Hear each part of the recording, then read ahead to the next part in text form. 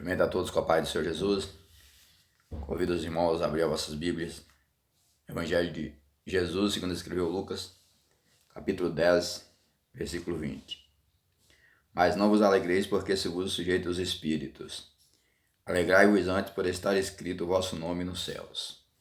Esta manhã, quero meditar com vocês sobre a salvação.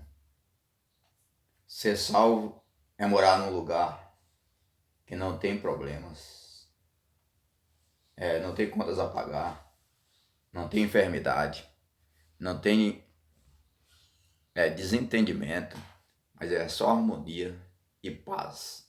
É um lugar de segurança. A própria palavra salvação já está falando já o que realmente é.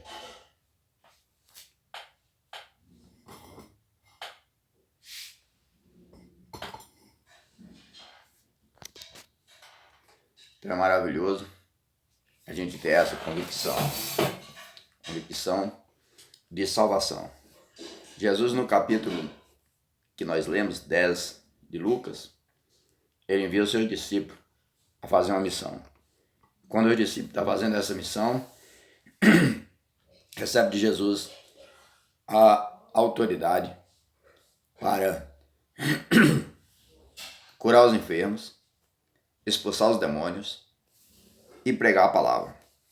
Eles vão nessa autoridade e pessoas endemoniadas é liberta. Aí eles voltam no versículo 17 com alegria tremenda ao falar para Jesus: olha, Jesus, o negócio funcionou. O Senhor nos mandou expulsar os demônios e os demônios pelo teu nome nos sujeitou. Porque o nome de Jesus, meu amado, é poderoso. O nome de Jesus, nem o inferno, nem os demônios podem resistir. Porque o nome de Jesus está acima de todo nome.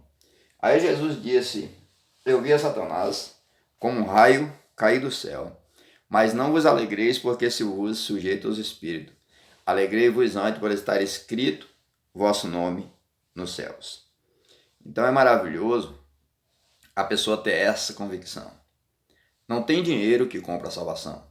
Jesus disse em Marcos capítulo 8, versículo 36, pois que adiantará o homem ganhar o mundo inteiro e perder a sua alma? Então a salvação está além da maior fortuna que a pessoa pode ter aqui na terra.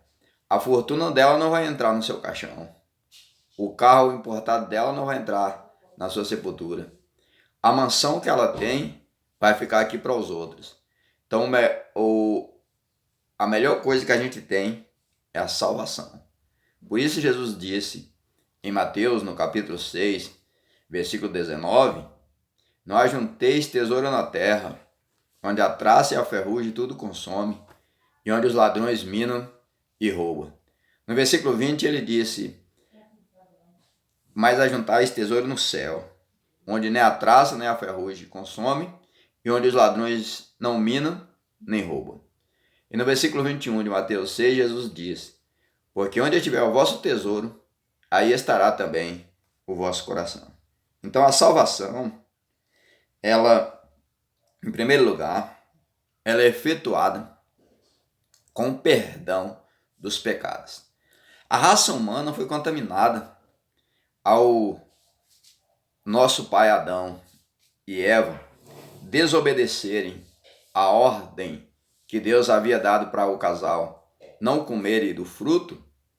A árvore, esse fruto, era um teste de obediência, onde o casal iria ser testado se estaria obedecendo a Deus ou não. No momento em que eles comem do fruto, acontece aquilo que Deus diz: no dia em que comer desse fruto, morrereis. Alguns até questionam, pois a gente não sabe assim, apesar de que a gente não sabe com quantos anos Adão estava quando aconteceu isso, mas ele não morreu de imediatamente. Ele viveu mais de 900 anos, mais de 900 anos ou seja, não morreu no momento que comeu do fruto da árvore da vida. Então o povo questiona, dizendo que Deus não cumpriu a sentença que havia dado para Adão se ele comesse do fruto. Porém, ele morreu foi espiritualmente. A Bíblia disse, Romanos capítulo 6, versículo 23, porque o salário do pecado é a morte, mas o dom gratuito de Deus é a vida eterna, por Cristo Jesus, nosso Senhor. Romanos ainda no capítulo 3, versículo de número 23 também diz, porque todos pecaram e destituídos estão da glória de Deus. Então Jesus, ele veio. É importante a gente notar como foi a vinda de Jesus. Jesus veio, viveu, Deus permitiu que ele viesse de uma família pobre. Jesus teve dificuldade financeira. Jesus viveu a maior dificuldade que um ser humano possa viver aqui na terra. É uma das dificuldades que os judeus tinham de receber Jesus como Messias, é porque eles achavam que Jesus viesse da descendência de Davi, como realmente ele veio da descendência de Davi, porém eles acharam que seria da família real, ou seja, fizesse parte dos reis. Jesus fosse um descendente próximo do rei atual, e aí ficaria fácil acreditar nele. Porém, Jesus veio de uma família pobre, nasceu numa manjedoura. Jesus ele veio de uma maneira inesperada.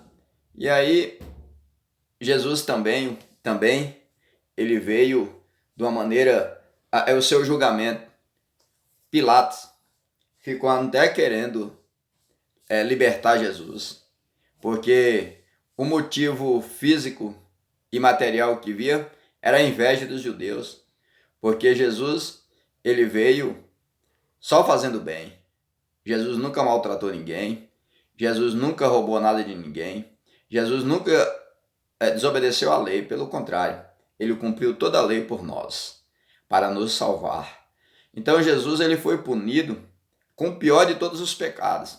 É tanto que a palavra de Deus disse lá em Mateus, que quando Jesus está sendo julgado, a mulher de Pilatos manda uma mensagem para ele e diz, Pilatos, não envolva com esse justo. Ou seja, veja o que você vai fazer com relação a este homem. Aí Pilatos, muito sábio, ele coloca ali Barrabás e Jesus.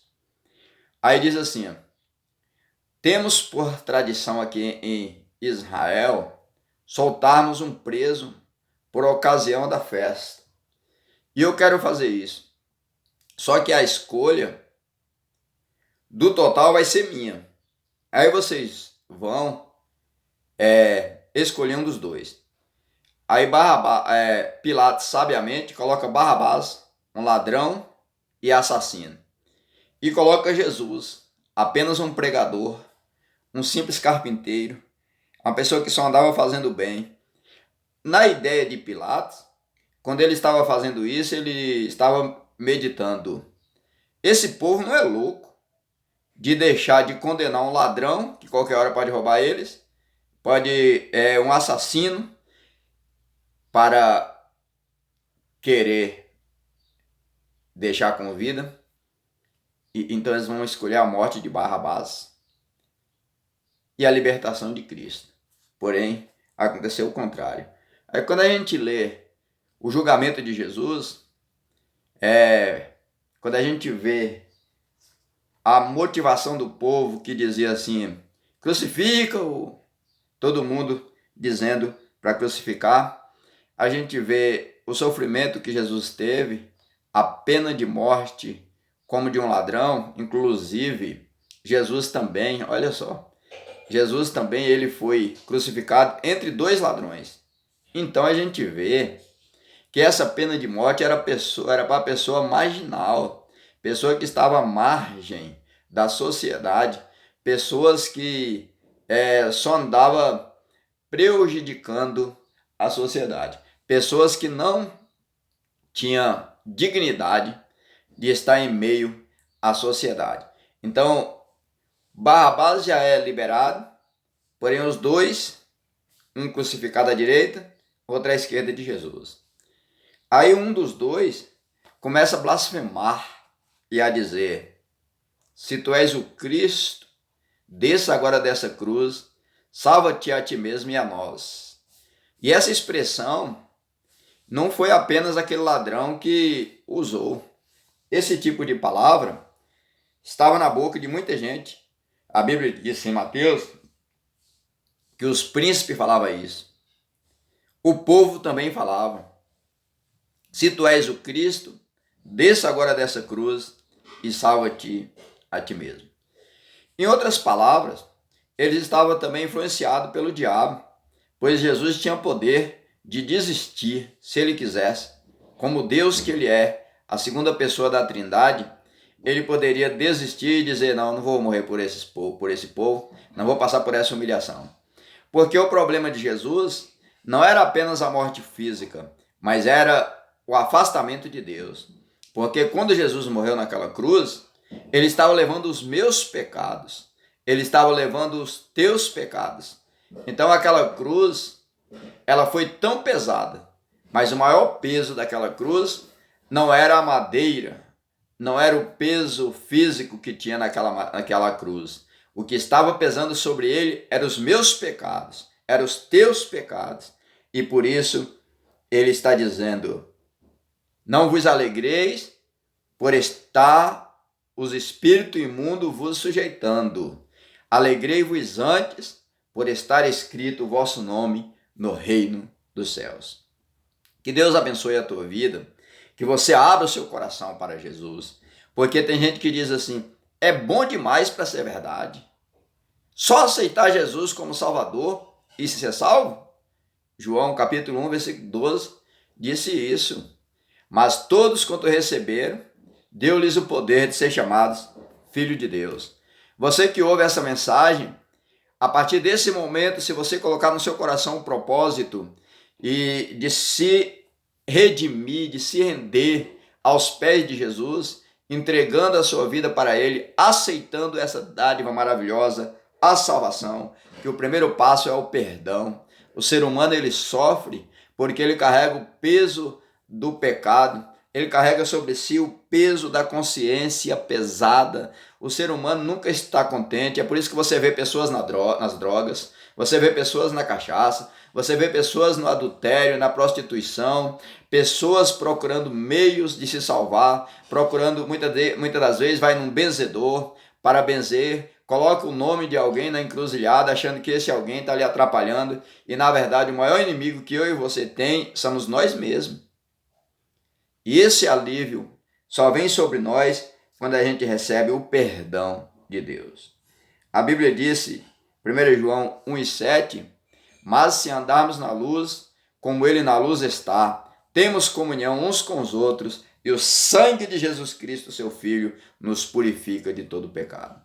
No versículo 9, disse: se confessarmos os nossos pecados, Ele é fiel e justo para nos perdoar os pecados e nos purificar de toda a injustiça. Isaías, capítulo 1, versículo 18, diz que ainda que o nosso corpo esteja manchado pelo pecado, se tornarão branco como a neve. 1 João 2:1, o apóstolo escreve dizendo assim: filhinhos, essas coisas vos escrevi para que não pequeis. Todavia, se pecar, temos um advogado para com o Pai, Jesus Cristo, o justo. Versículo 2, e Ele é a propiciação pelos nossos pecados, e não somente pelos nossos, mas também pelos de todo o mundo. Ainda no versículo 12, João diz assim: filhinhos, essas coisas vos escrevi para que saibais que pelo seu nome vos são perdoados os pecados. Não é maravilhoso a gente ter essa garantia de que os nossos pecados estão perdoados? A gente pode ir para Deus, a gente pode ter uma paz. Meu amado, o maior milagre que é operado se chama novo nascimento. Como já disse no início dessa mensagem, Adão perdeu tudo, jogou tudo fora. Mas aí veio o segundo Adão, chamado Jesus de Nazaré, e ele nos garante a salvação.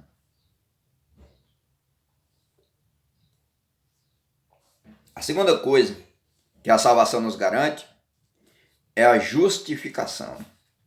Então, a gente, quando é perdoado, a gente se torna justificado diante de Deus. Coisa maravilhosa é quando a pessoa consegue se justificar os seus atos. Mas a Bíblia disse que é caríssimo a dívida para ser paga. Ou seja, para a gente ter essa certeza dessa justificação, a gente precisa pagar a dívida. E pagar a dívida é receber os perdão dos pecados de Jesus. Quanto mais pecador a pessoa é, mais grata ela se torna. Por isso que a gente vê essas pessoas que vêm do tráfico, pessoas que vêm da macumbaria, pessoas que vêm da prostituição. Quando essas pessoas se convertem, ela é uma bênção na mão de Deus. Ela se entrega a Deus e Deus derrama sobre essa pessoa, do seu Espírito Santo. É porque essa pessoa se sente perdoada e justificada. No capítulo 7 de Lucas, uma mulher chega e se derrama nos pés de Jesus e começa a chorar. Aí alguém entra no meio e diz assim: se esse fosse profeta, saberia quem é essa mulher, pois é uma pecadora. Jesus disse: vem aqui, eu quero te dizer uma coisa. Entrei na tua casa, você não ungiu, você não lavou os meus pés.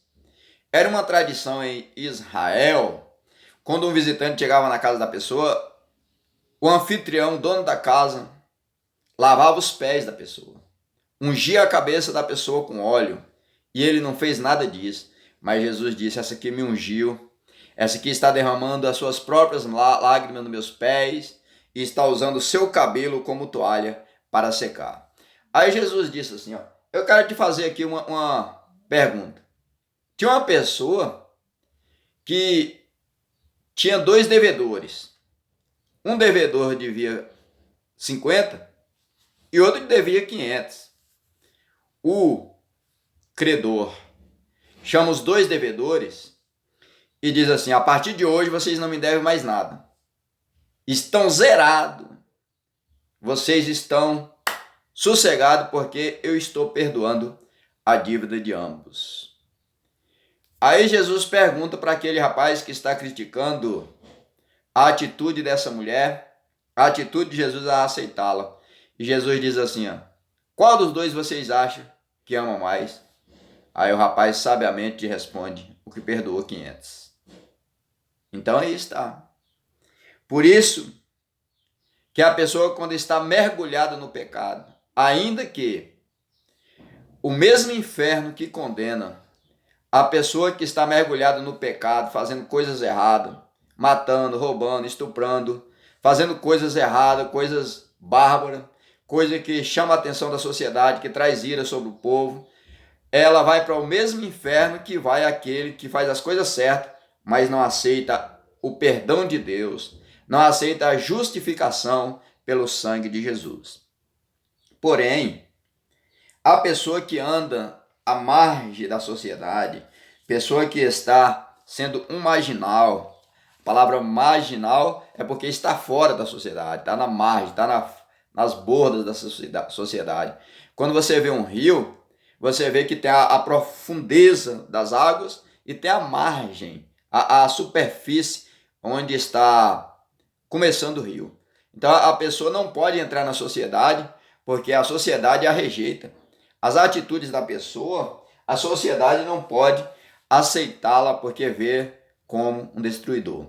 Aí a gente antevê pessoas dizendo assim: a pessoa mata, rouba, prostitui, faz tudo errado. Depois vem para cá dizendo que é crente e que está salvo. Mas é isso mesmo, meu filho. Jesus veio para isso. Zaqueu é exemplo disso.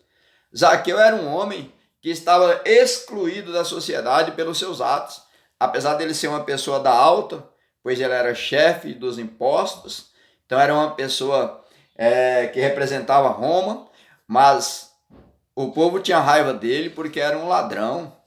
E quando ele encontra com Jesus, Jesus diz assim: hoje eu vou posar na tua casa. Aí o povo começa a criticar Jesus e dizer: como pode esse ir para a casa de um pecador? Jesus disse em Lucas 19:9: o Filho do Homem veio buscar e salvar o que se havia perdido. Quando Jesus salvou Mateus, foi a mesma coisa. Mateus também estava na mesma linha de pensamento de Zaqueu, pois era publicano também, cobrador de imposto, e todos os cobradores de imposto eram ladrão. Aquele povo daquela época roubava muitos, não todos, uma boa maioria. Então ele aceitou Jesus e fez a mesma coisa de Zaqueu. Chamou Jesus para um banquete. Jesus foi para a casa dele e o povo começou a murmurar e dizer: como esse aí come com pecadores e publicanos? Jesus disse: o médico é convidado, a pessoa vai ante o médico quando está doente. Não necessita de médicos são, mas sim os doentes. Em outras palavras, se você se sente que você não precisa de Deus porque você é capaz, então fica na sua. Agora uma coisa é certa, você vai para o inferno, porque você precisa se redimir, você precisa ser restaurado e justificado do erro de Adão. Então em Romanos, capítulo 3, versículo 24, diz assim: sendo justificado gratuitamente pela sua graça, pela redenção que é em Cristo Jesus. Então nós somos justificados gratuitamente pela redenção. Versículo 28. Concluímos, pois, que o homem é justificado pela fé, sem as obras da lei. Hoje não precisa mais da lei. A lei era de Deus, presbítero Eufrásio? Era sim. E por que a gente não precisa praticar a lei hoje para ser salvo? É porque a lei fazia parte do quebra-cabeça de Deus. A lei já está ultrapassada. Você sabia que existe 7 dispensações no plano de Deus para a terra? Para viver aqui na terra? O plano de Deus aqui na terra são 7 dispensações. A primeira foi a inocência. Quando o homem e a mulher andavam nus e não sabia que estavam nus, não tinham vergonha, para eles era uma coisa normal. A segunda foi a consciência. Depois que eles comeram do fruto que não era para comerem, aí agora entra a lei da consciência. Quando Deus chama Adão, ele se esconde porque sente vergonha, porque ele está vendo que está nu. Aí vem a terceira, patriarcal. Depois vem a quarta, governo humano. Talvez essa terceira e essa quarta, tem hora que eu me atrapalho aqui a colocação das duas. Mais importante que a quinta, que é a lei. Então, Paulo está dizendo aqui que nós não precisamos mais da quinta, porque Jesus já veio. A Bíblia diz em Romanos capítulo 8 que Jesus cumpriu toda a justiça de Deus. Gálatas, Paulo escrevendo aos irmãos da Galácia, ele diz lá aos Gálatas que maldito todo aquele que for pendurado na cruz. Cristo fez maldição por nós. Então nós concluímos que o homem é justificado pela graça. Isso, graça. É a sexta dispensação, a que nós estamos vivendo. Inclusive, é a melhor de todas. É a melhor, porque nessa nós temos a oportunidade de nos redimir por Cristo. Nós temos a palavra de Deus hoje em nossas mãos, nos ensinando as coisas que devemos fazer. Aí a sexta e a última vai ser o milênio. O milênio também não vai ser tão ruim. Pelo contrário, vai ser muito maravilhoso, pois Cristo vai reinar aqui na terra. E quando Cristo reina, é maravilhoso porque não há injustiça. No capítulo 4, versículo de número 5, ainda aqui de Romanos, diz assim: mas aquele que não pratica, porém crê naquele que justifica o ímpio, a sua fé lhe é imputada como justiça. Está vendo? Jesus justifica o ímpio. Aquilo que o povo fala, depois que faz tudo errado, vem para cá dizer que é crente, que está salvo, é porque não conhece esse texto. A Bíblia está dizendo que Jesus justifica o ímpio. É o versículo 24. mas também por nós, a quem será também tomado em conta, os que cremos naquele que dos mortos ressuscitou, a Jesus nosso Senhor. O versículo 25, o qual por nossos pecados foi entregue e ressuscitou para nossa justificação. Então, o sexto, o terceiro e o último benefício, o último dessa mensagem, né? Que na verdade tem muito mais. Mas eu selecionei 3 aqui, ó. Perdão dos pecados, justificação pela fé e transformação.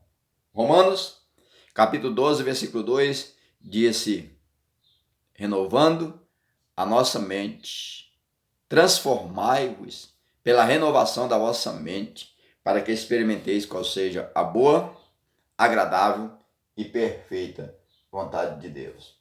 Essa transformação vem de uma maneira tão maravilhosa que aqui no capítulo 6, versículo 6 de Romanos diz: sabendo isto, que o nosso homem velho foi com ele crucificado, para que o corpo do pecado seja desfeito, a fim de que não sirvamos mais ao pecado.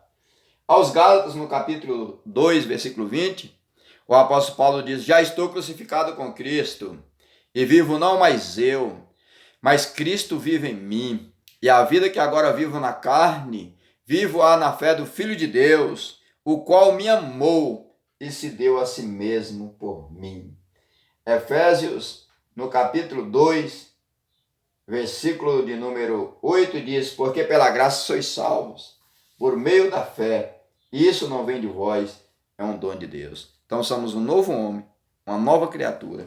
Temos hoje uma nova chance, uma nova maneira de viver. Eu mesmo vou fazer 31 anos que estou debaixo dessa graça.